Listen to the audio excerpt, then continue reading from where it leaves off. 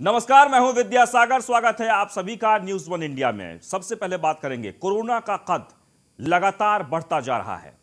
ऐसा पहली बार हुआ जब देश में 1 लाख से ज्यादा मामले 24 घंटे के भीतर आए हैं।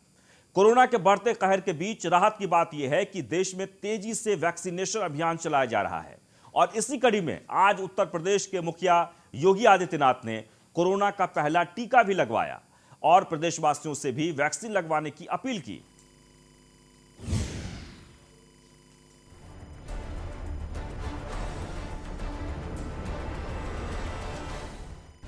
उत्तर प्रदेश में हारेगा कोरोना, सीएम ने ली वैक्सीन की पहली डोज। योगी आदित्यनाथ ने लगवाया कोरोना का टीका। फ्री वैक्सीन के लिए पीएम को किया धन्यवाद। देश में कोरोना फिर से पैर पसार चुका है। कोरोना संक्रमितों के बढ़ते मामले सरकारों के माथे पर सिकन पैदा कर रहे हैं। हालांकि देश में कोरोना वैक्सीनेशन भी तेजी से चल रहा है। प्रधानमंत्री समेत कई बड़े नेता पहले ही कोरोना की पहली डोज लेकर देश को वैक्सीनेशन में हिस्सा लेने का संदेश दे चुके हैं। बच्चे, बूढ़े, जवान सभी की जुबान पर यही सवाल था कि कोरोना की वैक्सीन कब आएगी। तो अब कोरोना की वैक्सीन आ गई है। मैं सभी देशवासियों को इसके लिए बहुत बहुत बधाई देता हूं। आज वो वैज्ञानिक, वैक्सीन रिसर्च से जुड़े अनेकों लोग विशेष रूप से प्रशंसा के हकदार हैं। एक वैक्सीन बनाने में बरसों लग जाते हैं, लेकिन इतने कम समय में एक नहीं, दो मेड इन इंडिया वैक्सीन तैयार हुई है। भारत का टीकाकरण अभियान बहुत ही मानवीय और महत्वपूर्ण सिद्धांतों पर आधारित है। जिसे सबसे ज्यादा जरूरी है उसे सबसे पहले कोरोना का टीका लगेगा। वैक्सीनेशन की इसी कड़ी में उत्तर प्रदेश के मुख्यमंत्री योगी आदित्यनाथ ने भी कोरोना वैक्सीन का पहला टीका लगवा लिया है। बंगाल दौरे से लौटकर मुख्यमंत्री योगी आदित्यनाथ ने सोमवार सुबह वैक्सीन का पहला डोज लगवाया और प्रदेशवासियों को वैक्सीनेशन में हिस्सा लेने के लिए अपील की। यह वैक्सीन पूरी तरह सुरक्षित है और हम लोगों को पूरे श्रद्धा और सम्मान के साथ इस वैक्सीन को लेना चाहिए। लेकिन जो प्रोटोकॉल बनाया गया है हम उसका पालन जरूर करें। मेरी बारी जब आई तब मैंने अपना वैक्सीन लिया। इस वैक्सीन को उस हर व्यक्ति को जिसका नंबर आता है वह इसको लें। वैक्सीनेशन के लिए मुख्यमंत्री योगी आदित्यनाथ राजधानी लखनऊ के सिविल अस्पताल पहुंचे। अस्पताल में मौजूद महिला डॉक्टर ने सीएम योगी को कोरोना का टीका लगाया। आज मैंने भी कोरोना महामारी के खिलाफ चल रही देश की इस लड़ाई में देश के और दुनिया के लोगों को बचाने के लिए भारत ने जो 2 स्वदेशी वैक्सीन लॉन्च की हैं उसमें मैंने भी आज वैक्सीन ली है। देशवासियों को कोरोना वैक्सीन मुफ्त में उपलब्ध कराने के लिए आदरणीय प्रधानमंत्री जी का आभार। टीका लगने के बाद सीएम योगी ने मीडिया से बात करते हुए प्रधानमंत्री नरेंद्र मोदी और केंद्रीय स्वास्थ्य मंत्रालय का धन्यवाद किया। सीएम ने कहा कि देश में कोरोना की फ्री वैक्सीन के लिए पीएम मोदी और स्वास्थ्य मंत्रालय को धन्यवाद कहता हूं। साथ ही स्वदेशी वैक्सीन बनाने के लिए देश के वैज्ञानिकों का भी आभार व्यक्त करता हूं। इस दौरान सीएम योगी ने प्रदेशवासियों से वैक्सीनेशन में हिस्सा लेने की अपील की। साथ ही कहा कि वैक्सीन के बाद सावधानी जरूर बरतें। देश के उन सभी वैज्ञानिकों का जिन्होंने वैक्सीन समय से 2 वैक्सीन भारत के अंदर लॉन्च की है, उनका मैं अभिनंदन करता हूं। विगत 1 वर्ष से उन सभी हेल्थ वर्कर्स और कोरोना वॉरियर्स का भी हृदय से मैं अभिनंदन करता हूं, जिन्होंने कोरोना महामारी के खिलाफ इस लड़ाई में बहुत प्रभावी ढंग से इस महामारी का मुकाबला किया। बहरहाल देश में जिस तरह कोरोना का ग्राफ लगातार बढ़ता जा रहा है, ये बेहद खतरनाक है। ऐसे में जरूरी है सावधानी बरतें, मास्क लगाएं और सोशल डिस्टेंसिंग का ध्यान रखें। Bureau report, news 1 India.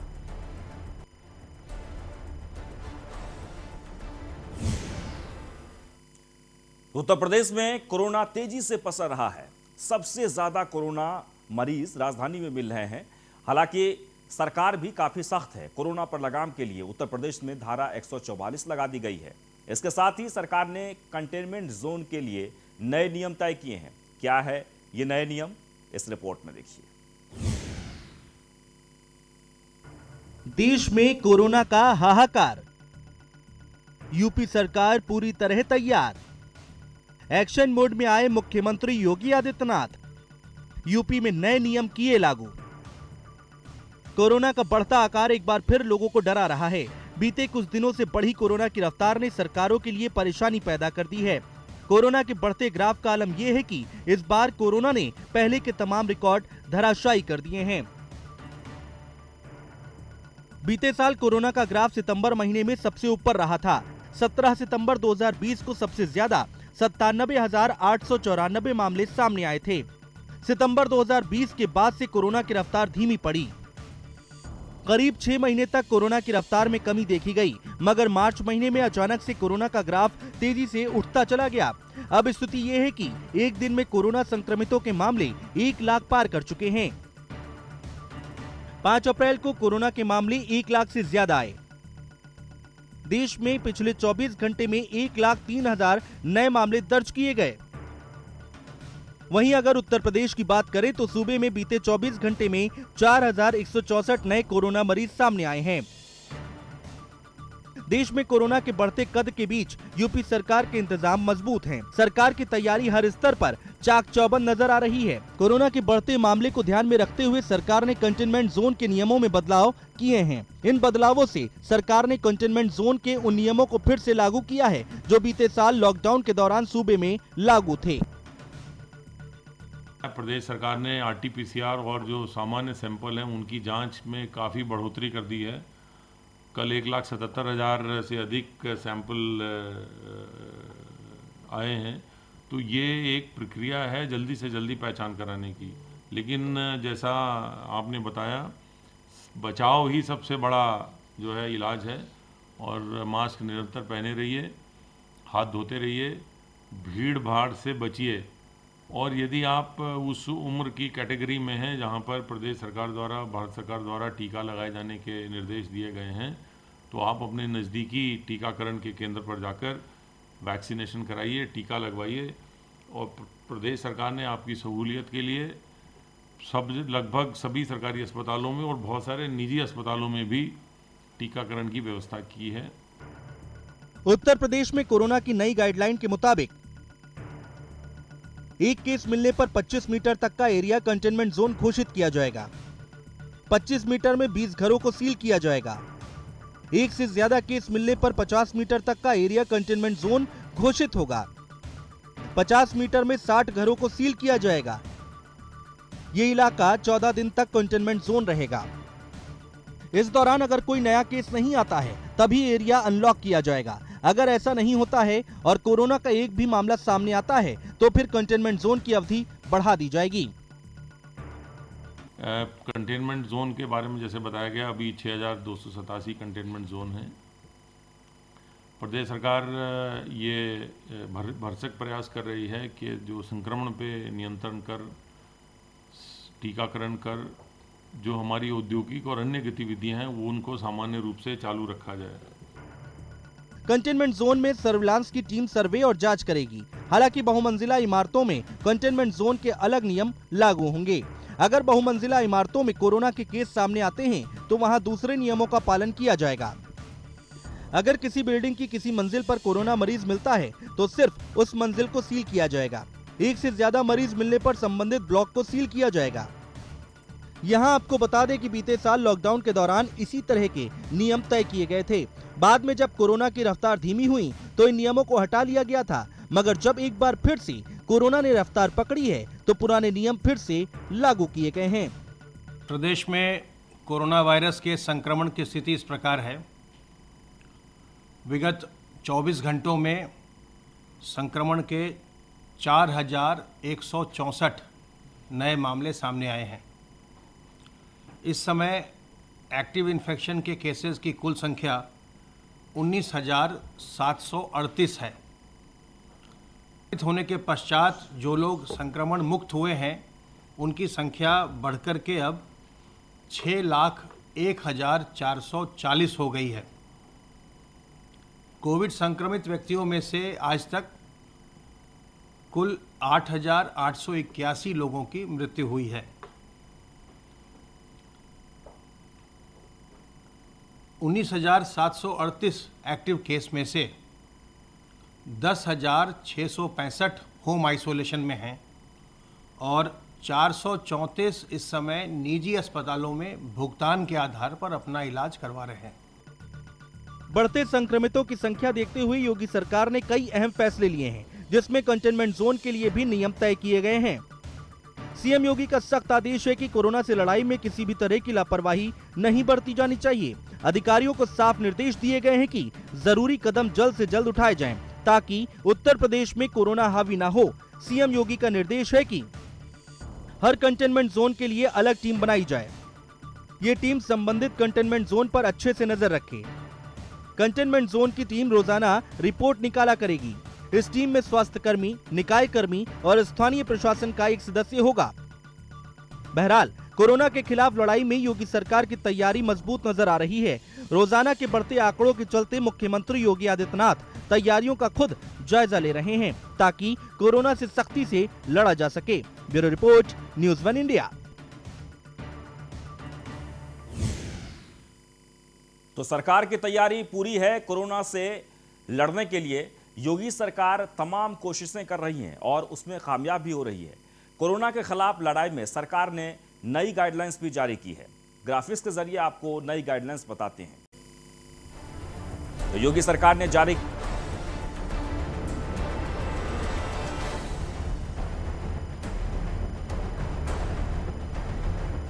ना हो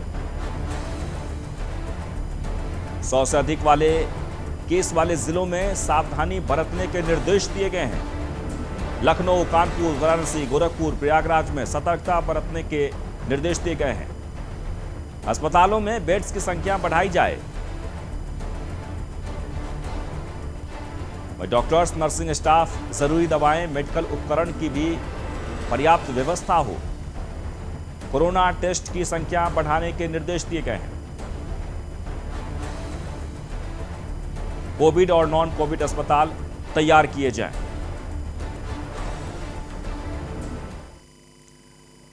तो कोरोना की तरह माफियाओं पर भी सरकार नकेल कसने में कामयाब रही है।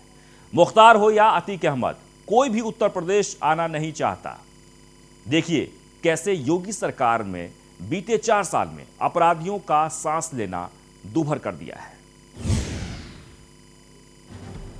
बांदा जेल हुई तैयार, योगी के पिंजरे में आया मुख्तार। होगा गुनाहों का हिसाब किताब। मुख्यमंत्री बनने के बाद पहले दिन से ही अपराधियों के लिए खौफ का सबब बने मुख्यमंत्री योगी आदित्यनाथ का हंटर बीते 4 साल से बदस्तूर जारी है। याद कीजिए योगी आदित्यनाथ का वो बयान जब 2017 में मुख्यमंत्री बनने के बाद पहली बार गोरखपुर पहुंचकर अपराधियों को सख्ती भरे लहजे में चेतावनी दी थी। सत्ता के संरक्षण में पल रहे गुंडे, माफिया, अपराधी, लुटेरे, ये सब के सब मेहरबानी करके वह तो उत्तर प्रदेश छोड़ करके चले जाएं, और अगर उत्तर प्रदेश में रहेंगे तो फिर उनके लिए 2 जगह होंगी। मुझे लगता है उस जगह कोई भी नहीं जाना चाहेगा और उसके बारे में तय कर लें क्या होना है।